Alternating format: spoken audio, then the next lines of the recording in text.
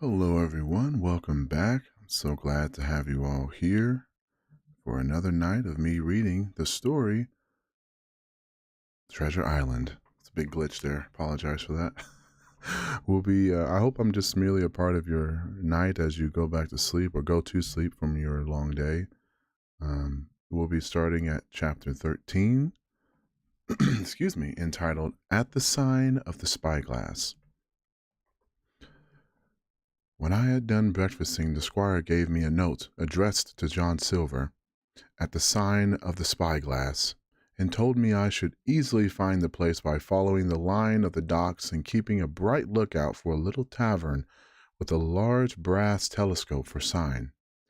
I set off, overjoyed at this opportunity to see some more of the ships and seamen, and picked my way among the great crowd of people in carts and bales, for the dock was now at its busiest until I found the tavern in question. It was a bright enough little place of entertainment. The sign was newly painted. The windows had neat red curtains. The floor was cleanly sanded. There was a street on each side and an open door on both, which made the large, low room pretty clear to see in spite of clouds of tobacco smoke. The customers were mostly seafaring men, and they talked so loudly that I hung at the door, almost afraid to enter. As I was waiting, a man came out of a side room, and at a glance I was sure he must be Long John. His left leg was cut off close by the hip, and under the left shoulder he carried a crutch, which he managed with wonderful dexterity, hopping about upon it like a bird. He was very tall and strong, with a face as big as a ham, plain and pale, but intelligent and smiling. Indeed, he seemed in the most cheerful spirits, whistling as he moved among the tables, with a merry word or a slap on the shoulder for the more favored of his guests. Now, to tell you the truth, from the very first mention of Long John in Squire Trelawney's letter, I had taken a fear in my mind that he might prove to be the very one-legged sailor with whom I watched for so long at the at Old Binbo.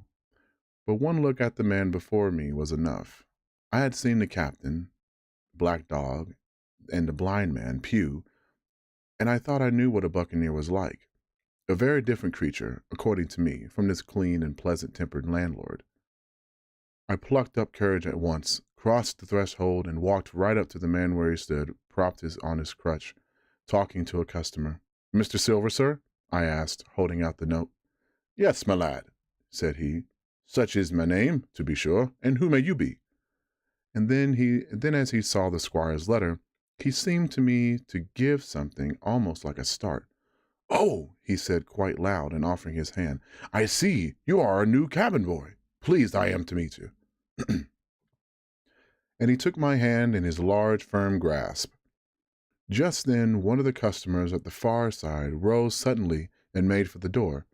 It was closed by him, and he was out in the street in a moment. But his hurry had attracted my notice, and I had recognized him at a glance. It was the taro-faced man, wanting two fingers, who had come first to Admiral Benbow. "Oh," I cried, "stop him! It's Black Dog!" "I don't care two coppers who he is," cried Silver, "but he hasn't paid his score. Harry, run and catch him." One of the others, who was nearest the door, leaped up and started in pursuit. "If he were Admiral Hawke, he shall pay his score," cried Silver, and then relinquishing my hand, "Who did you say he was?" he asked. "Black what?" "Dog, sir," said I. "Has Mr. Trelawney not told you of the buccaneers? He was one of them." "So," cried Silver, "in my house? Ben, run and help Harry. One of those swabs, was he? Was that you drinking with him, Morgan? Stand up here." The man whom he called Morgan, an old, gray-haired, mahogany-faced sailor, came forward pretty sheepishly, rolling his quid. "Now, Morgan," said Long John very sternly, "you never clapped your eyes on that dog, Black Dog, before, did you?" "No, sir. Not I, sir," said Morgan with a salute. "You didn't know his name, did you?" "No, sir." By the powers, Tom Morgan, it's as good for you, exclaimed the landlord. If you had been mixed up with the likes of him, you would have never been put another foot in my house. You may lay to that. And what was he saying to you? I don't rightly know, sir, answered Morgan. Do you call that a head on your shoulders, or a blessed dead-eye? Cried Long John. Don't rightly know, don't you? Perhaps you don't happen to rightly know who we were speaking to, perhaps. Come now. What was he, John? Voyages, captains, ships? Pipe up. What is it? We was a-talking of key-hauling, answered Morgan. Key-hauling, was you? And a mighty suitable thing, too, and you may lay to that. Get back to your place for a lubber, Tom. And then, as Morgan rode back to his seat, Silver added me in a confidential whisper that was very flattering, as I thought, he's quite an honest man, Tom Morgan, only stupid. And now, he ran on again aloud, let's see. Black Dog? No, I don't know the name. Not I. Yet I've seen the swab. He used to come here with the blind bugger he used. That he did, you may be sure, said I. I knew that blind man, too. His name was Pew. It was, cried Silver, now quite excited. Pew! That was his name for certain. Ah, he looked like a shark, he did. If we run down this Black Dog now, there'll be news for Captain Trelawney. Ben's a good runner. Few seamen run better than Ben. He should run him down hand over hand by the powers. He talked old keel-hauling, did he? I'll keel him. All the time he was jerking out these phrases, he was stumping up and down the tavern on his crutch, slapping tables with his hand, and giving such a show of excitement as would have convinced old Bailey Judge or a Bow Street runner. My suspicions had been thoroughly reawakened on finding Black Dog at the spyglass, and I watched the cook narrowly, but he seemed too deep and too ready and too clever for me, and by the time the two men had come back out of breath and confessed that they had lost track in the crowd and been scolded like thieves, I would have gone bail for the innocence of Long John Silver. See here now, Hawkins, said he. Here's a blessed hard thing on a man like me now, ain't it? There's Captain Trelawney. What's he to think? Here's I have this confounded son of a Dutchman sitting in my own house drinking of my own rum. Here you comes and tells me of it plain, and here I am let him give us all the slip before me blessed dead eyes. Now, Hawkins, you do me justice with the captain. You're a lad, you are, but you're as smart as paint. I see that when you first come in. Now here it is. What could I do with this old timber I hobble on? When I was an A.B. master mariner, I'd come up alongside him, hand over hand, and broached him to an embrace of his old shakes. I would, but now. And then, all of a sudden, he stopped, and his jaw dropped as though he had remembered something. The score, he burst out. 3 goals rum. Why, shiver me timbers if I hadn't forgotten me score. And falling on a bench, he laughed until the tears ran down his cheeks.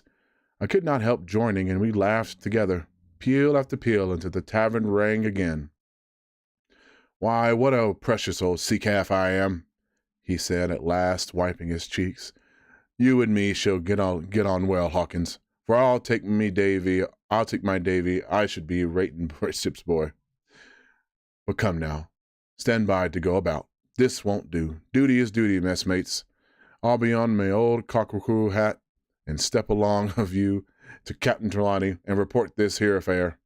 For mind you, it's serious, young Hawkins, and neither you nor me is coming out of it with what I thought make me so bold as to call credit. Nor are you neither, says you. Not smart. None of the pair of you is smart. But dash my buttons. That was a good un about my score. And he began to laugh again, and that so heartily, that though I did not see the joke as he did, I was obliged to join him in his mirth.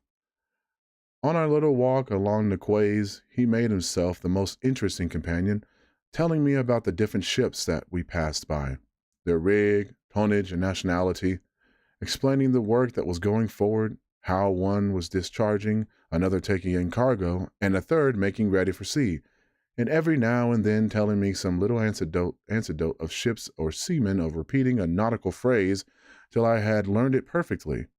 I began to see that here was one of the best possible shipmates. When we got to the inn, the squire and Dr. Livesey were seated together, finishing a quart of ale with a toast in it, before they should go aboard the schooner on a visit of inspection. Long John told the story from first to last with a great deal of spirit and the most perfect truth. "That how it was, were it now, Hawkins?" he would say now and again, and I could always bear him entirely out. The two gentlemen regretted that Black Dog had got away, but we were all agreed that there was nothing to be done, and after he had been complimented, Long John took up his crutch and departed. "All hands aboard by 4 this morning," shouted the squire after him. "Aye, aye, sir," cried the cook in the passage. "Well, squire," said Dr. Livesey, "I don't put much faith in your discoveries, as a general thing, but I will say this. John Silver suits me."